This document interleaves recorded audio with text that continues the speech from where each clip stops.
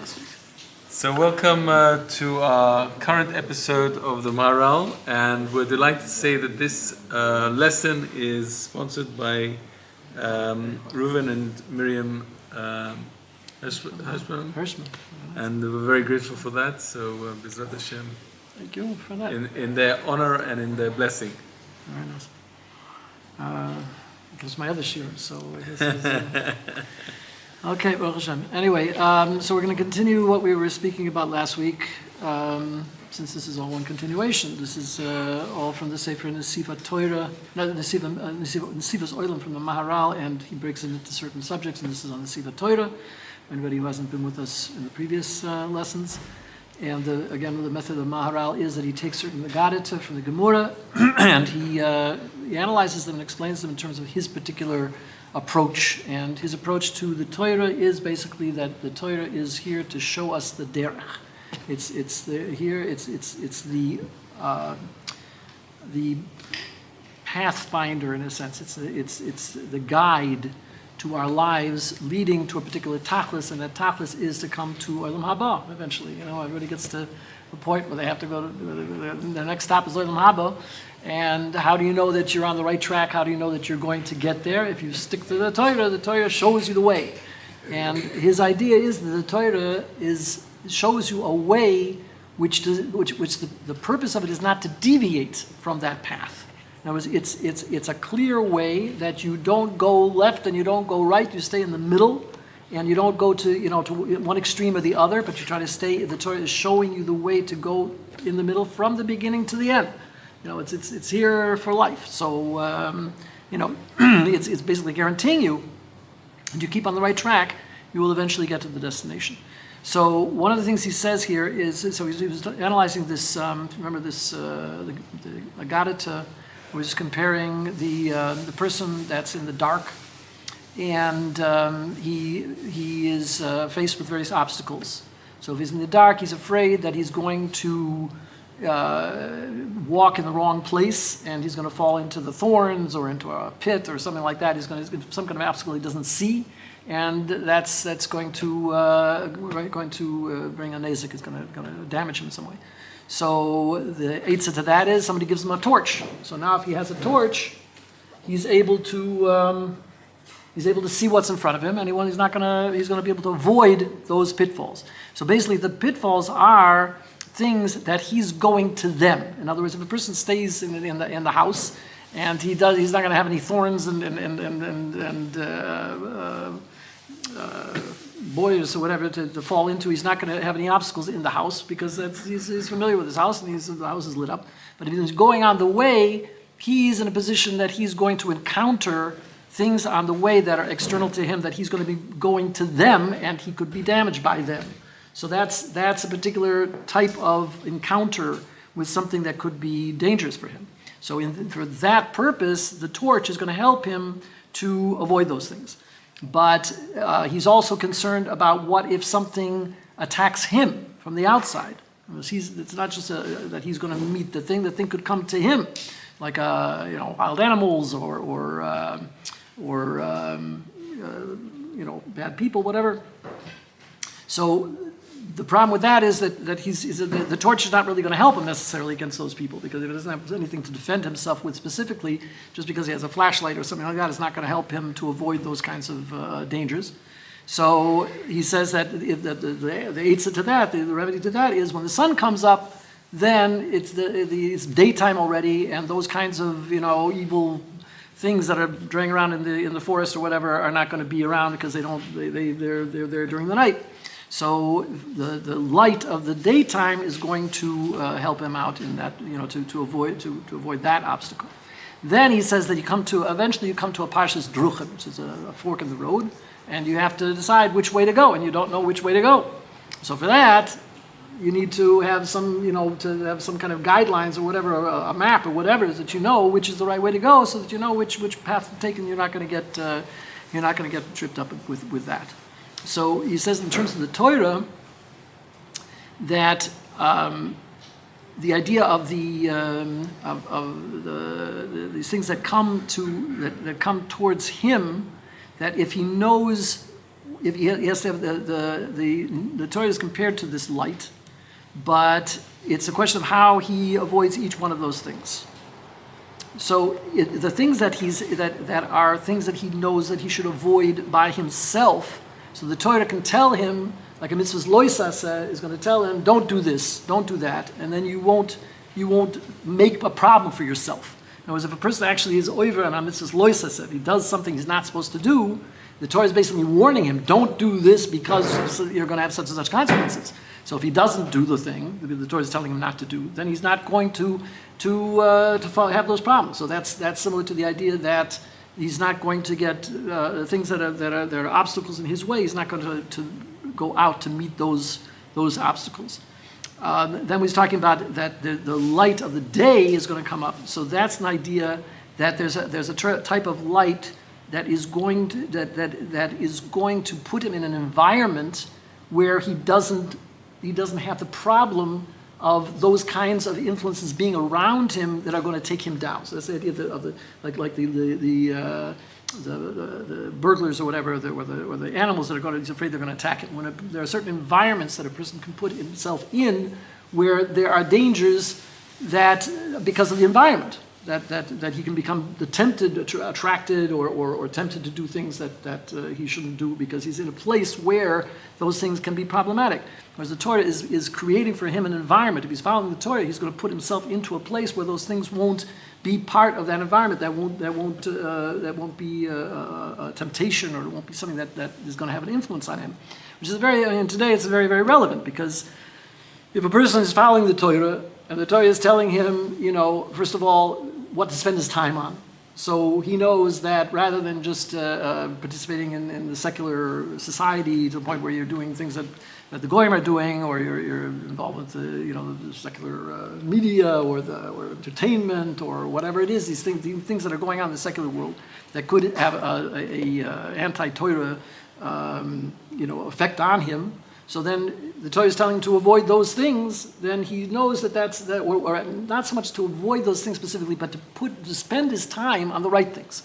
If he's sitting in the Beis Medrash, in his free time, then he doesn't have to worry about going to a place which is going to affect him in a negative way, because he's going to be spending his time on the things that are really important and putting himself in a kosher environment where those things are not influencing him. So that's like the day coming up, just because the fact that he's in a place of light as opposed to a place of darkness. So he's not going to have to worry about those influences. And the other thing is in the Parshas Druchim, the fork in the road. So there's two opinions on that. Rav Chizda says it's talking about a Talmud Chucham and Yom HaMisa. So Yom HaMisa is the day when the person passes away. So that's the Parshas Druchim, because at that point the neshama goes up and then the goof goes down, the body goes down. So there's a parting of ways. One goes one direction, one goes in the other. So the idea is that when you get to that Parshas Druchim, then you're going to see that you were on the right track, because the neshama is going to go to Gan Eden instead of Gehenna. So that's the parting of ways is going to be the test, is going to be the ultimate outcome of having gone in the right direction, is going to be that when it comes to that point of the Parshas Druchim, of the parting of ways, that you're going to see that the benefit of having followed the Torah in the end. But there's another interpretation of Nachman Yitzchak says that it's a Talmud Chacham, the Yiras Chet. So, in other words, Yiras Chet is talking about that because the Torah puts the person on the right path where he is afraid of doing an Aveira, so that is always going to show him which way to go. As long as because he learns the Torah, it's going to be more clear to him which is right and what is wrong, what Hashem wants from him, what Hashem doesn't want from him. So we'll know, at least be able to identify what the options are. And then if he has Yiras Chet, he's afraid to do the Aveira. He doesn't want to go in that direction. First of all, his whole idea of following the Torah is eventually is going to get him to Olam Haba, so he doesn't want to deviate from that path. And second of all, he's going to know what the options are, what's going to lead him in which path. So this Parsha, every time he comes to a Parsha Druchim where he has to make a decision, should I do this or should I do that, the Torah is going to show him which thing to do, and the Yiras Chet is going to be the motivation that he should not go the wrong way. Okay, but the Yiras Chet is still not what we really call Yiras Shamayim. Yiras Chet is can be based on yiras oynish, which is just being afraid of being punished, which is there's another distinction we have to make. It's not just about wanting to avoid Gehenna. It's about wanting to pursue a path that's going to get you to Gan Eden. Because Gan Eden is the idea of, what's the idea of Gan Eden? That you're going to be in the Daled Amos of Hashem, you're going to be in the Milkitz of HaKadosh Baruch Hu. You're going to be in a place that's the ultimate tachlis. That's the whole reason why we were created to begin with, is that we should have that pleasure of being in the presence of Hashem. So the real idea is to get to Gan Eden, as opposed to going to, not going to Gehenna. So because that's kind of a negative thing, that's just avoiding pain. Here it's talking about going to the ultimate reward.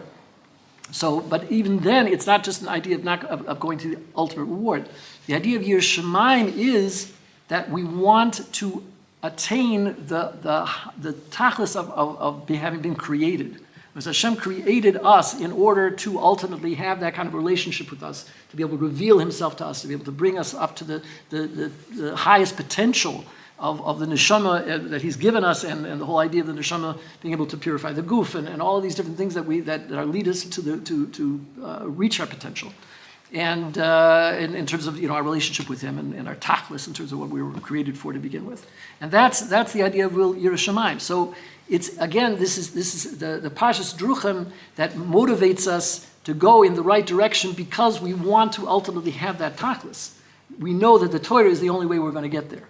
There is no other alternative. There's not an alternative path. There's one way that gets us there, and that's found in the Torah. Now, of course, there are different shittas, there are different, differences of opinion, how, which different rabbanim paskin in different ways, and the different hashkafas and whatever. But they're all based on the same way. They're all druchim lemukam. They're all ways to get ultimately to Hashem, to fulfill Hashem's roots, and with all of the 70 ways of the Torah, point of the Torah, and everything else. But they're all based on the same desire to get to that ultimate goal. So that's the Parshas Druchim. That is that that there is only one way that's going to be completely dedicated to get you in the right place, and that involves this motivation of Yiras Shamayim. Okay, so it brings another thing, a Gemara from the Sechus Nida, that says that Tonu v'liyui kol hashoni haluchas miftach lo shehi ben olam habu shnema halichas olam atri halichas olam ele haluchas olam adkan. So this is the question now.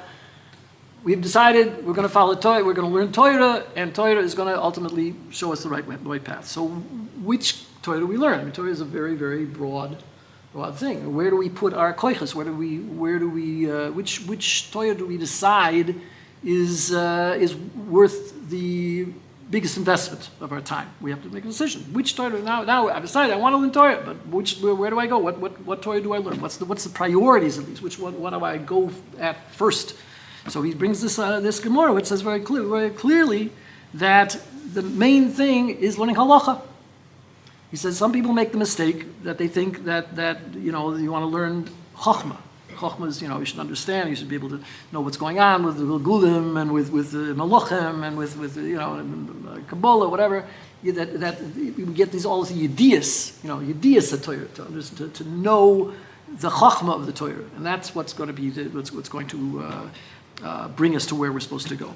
He says not like that. He says the first thing that a person has to learn is halacha. The halachas are because especially if you're talking about Parshas Druchim and making the right decisions and knowing what to do, because the path is going to get you somewhere, you have to know practically what to do before you go into higher things that are going to give you inspiration or whatever. You have to know what to do. Should I do this or should I do that?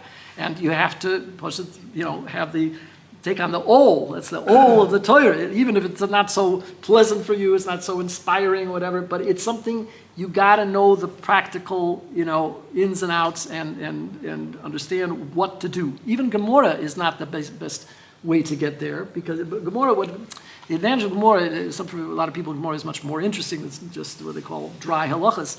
But the Gemara will give you an insight into the way that the halacha is derived, and it gives you some idea of the considerations of how do the Rabbanim derive the halacha. that's aside from the joy of the intellectual, back and forth and everything else. But in terms of actually learning what to do, you pretty much have to sit down with Shulchan Aruch and get down to the nitty gritty and do that. Now, of course, everybody has to have a rav as well to ask, because there are many different differences of opinion, and there's many nuances and things like that. So when it comes to real decisions, you have to somebody to ask.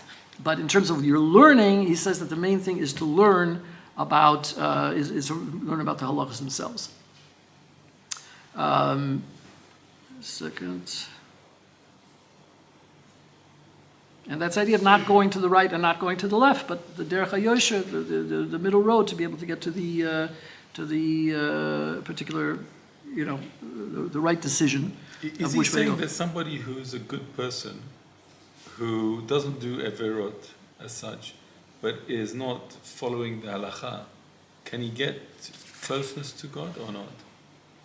Like a secular person who's a good moral person. Well, I mean, there's a lot of factors there. I mean, if the person is what we call a tindik shenishba, that doesn't know any better, and he doesn't have any opportunities to learn anything on a deeper level, then, obviously he's going to be judged in a more favorable way than somebody who does know and doesn't do it. But on the other hand, it's very clear that the Ratzon Hashem is that we should do mitzvahs. That's why he gave us the Torah. The Torah is tied to mitzvahs. And as he goes on to say, the tied mitzvahs is not, the Torah is essential to our completeness and our being a 100% individual in the kind of life that we're supposed to have and developing. It's about the body. I'll get into it. But the point is that if a person is lacking that, if it's just out of lack of knowledge, it's one thing, he didn't have an opportunity. But if a person has any opportunity, he has to understand that Torah is about using your body to do physical mitzvahs to fulfill the Ratzon Hashem, that he wants that to be done in the world. So there's no replacement for that. It's not, I can't say Hashem is going to judge a particular individual on the basis of what he did. But because closeness to Hashem, again, is not just about this kind of a rosy picture of being able to talk to Hashem and Hashem talking to you, whatever. That's part of it, obviously. But there's a real program here. There's a real definite, and it'll go into that in greater depth. Anyway, so yeah. Okay, so this idea of because it says that a person who learns halachas, it's promised to him that he's a ben olam haba, that he's going to receive halichas olam lo. He's ben olam haba. So he's you're going to get there, because that's the nitty gritty of the Torah. That's the basis of the Torah. And a lot of places say that once you have, who's the person that goes on to learn Kabbalah and these higher things. The deeper elements of Torah, and this kind of thing. This person who already is mamali kresoi, he's like filled his stomach already with the basics, with the nigla, with the obvious, with the practical things. He's going to say that this whole idea of the next shtickle he talks about, what is the priority between practical things as opposed to more theoretical things and whatever. Okay, so this is a basis that a person has to know the halachas. Okay, then he brings another Gemara, which says that it's a little bit hard to. I don't have the Gemara in front of me because I was even looking here. They don't have Moed Kutten in your Shas over here, so whatever. So I couldn't look it up there. But anyway, it has something to do with the idea that there's a machloikis about whether Chetzei Shemaim take precedence over mitzvahs or not. Which one is on a higher level? And there's a contradictory opinions. One says that Chesed is basically limit Torah takes priority, and another one says doing practical mitzvahs takes priority if there's a conflict between them. A person has to make a choice between spending his time learning or doing a particular mitzvah. So if you think that Torah is the higher priority, then you should spend the time learning Torah. So this is a person not talking about should I be playing ball or should I be doing a mitzvah. You're talking about two mitzvahs. It's a mitzvah of limit Torah, which is Talmud Torah Keneged Kilom, that's supposed to be the highest level. And on the other hand, let's say you have to bench Lulav, you have to do a practical mitzvah. So which one takes precedence? So he says, and one says this one is more important, one says the other one's important. So he says the difference is if the mitzvah can be done by somebody else or not. is if the mitzvah can be done by somebody else, then you should learn in that time. But if you have to do the mitzvah yourself, and to be yotzei the mitzvah for yourself, then of course you do the mitzvah. You do the mitzvah first, and then learn later, because the Torah can be learned at any time, and the mitzvah has to be done at a particular time. And not only that, he says that the idea is that the mitzvah is a chiyuv on the person, even though he says that the mitzvah has a disadvantage or is on a lower level than Torah in the sense that specifically because of that. In other words, because the mitzvah is a thing that's specifically for a particular time that you have to do it. And once it's done, it's done. So you're not getting a continual, that's why he says that ner mitzvah and Torah oir. The Torah is the oir, the general environment of light, which is all the time. And that you can tune into it whenever you want, and it's always there for you, and it will always continue, and it's in your head and everything else. The mitzvah is a specific time that you're doing that mitzvah. And that's the only time that's relevant. On the other hand, because it's done at a specific time, and then it's done, it has to be done, because if you don't do a mitzvah, you're missing something. You're actually, because the mitzvahs are compared to the limbs of the body. That if you don't do a mitzvah, that limb of the body is losing its chiyas. It's not being sustained. It can be shrivel up. It's not going. It leads to a chisurin in the shleimus, in the completeness of the body as a whole. So the fact that mitzvahs are usually things that we do with our body, so that is, on the one hand, makes it in a sense lower than the learning Torah, which is with the seichel, which is the intellect, and which is the seichel is higher than the gashmistic body. But on the other hand, first of all, there is a spiritual body as well. We're told that the neshama has also the same taryag, the same limbs and veins as the physical body. So if you're neglecting that, you're going to affect. It's going to affect the neshama as well if you're not doing the specific mitzvah that's connected with that part of the neshama. So it's not just the physical part, but the physical part is also part of it, and we have a physical body, and that body is also has to be sustained, and that's something that it's a specific thing that has to be taken care of. So you don't have an option about replacing one with the other. The Torah has to be learned, but the mitzvah also has to get done, and if there's a conflict between them, the mitzvah takes precedence because that's something that's demanding your attention right now. So in order to be again b'shleimus, in a state of completeness, without a chisurin, without lacking something, then you have to make sure that all the mitzvahs are done. But if the mitzvahs are being done by somebody else, then there's no chisurin. Then the mitzvah is not being passed up. It's not being neglected. It's not being making a hole. It's not going to be missing it. It's being done, but by somebody else. This is also a thing that bothers me sometimes about people that. A lot of times I think, for example, if I've had a mitzvah, if I've ever had an aliyah to the Torah, right? So, and there's a particular aliyah that's I had that already last week, okay? I had an aliyah last week. And now there's an aliyah that everybody wants to buy this aliyah, and some people are really mocked, but they have to back that aliyah, right? So they're willing to pay more money, and they auction it off and everything else. And I think to myself, look, I had an aliyah already, last week. Maybe these other people didn't have an aliyah at all.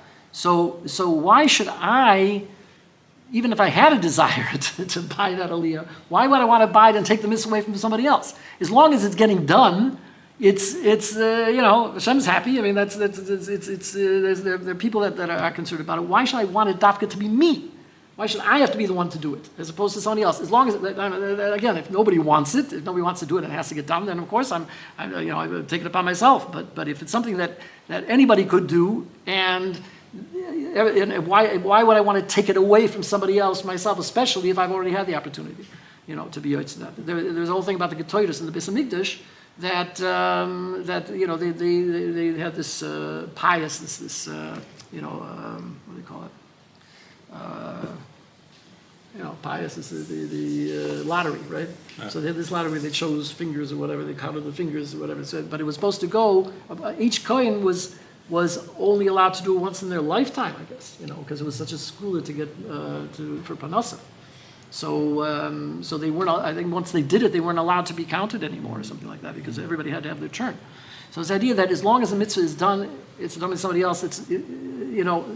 He's also a yid. Why not? Let the other guy get the credit. So that's an important idea. So it says in the end. Okay, so that's another explanation. How are we holding now? 5 minutes. Huh? 5 minutes. 5 minutes. Okay, I'll just start the next one, which is okay. I'll just start the next idea here, that the question of is it's right in the Gemara. It says Gemara Kedushin. It says Rabbi Tarfim Zakenim Baaliyas based Nishala Shaila Bifneim. A question was asked: Talmud Torah or Maisa Gudel? Which one is bigger, Talmud Torah or Maisa? There's a Maisa Weiker and things like that. So which one is bigger? Gudel is also a shadow. What does it mean, bigger? So there's Nena Rabbi Tarfim Vilama Maisa Gudel. So Rabbi Tarfim said that Maisa is bigger, and then Rabbi Akiva Talmud Gudel. So the Mamash Shabbat is which one is a higher level thing? So then it says, and then Kilam, so everybody together said, everybody said together, Talmud Gudel. Talmud is taka bigger. Why? Talmud maybe lidei Maisa.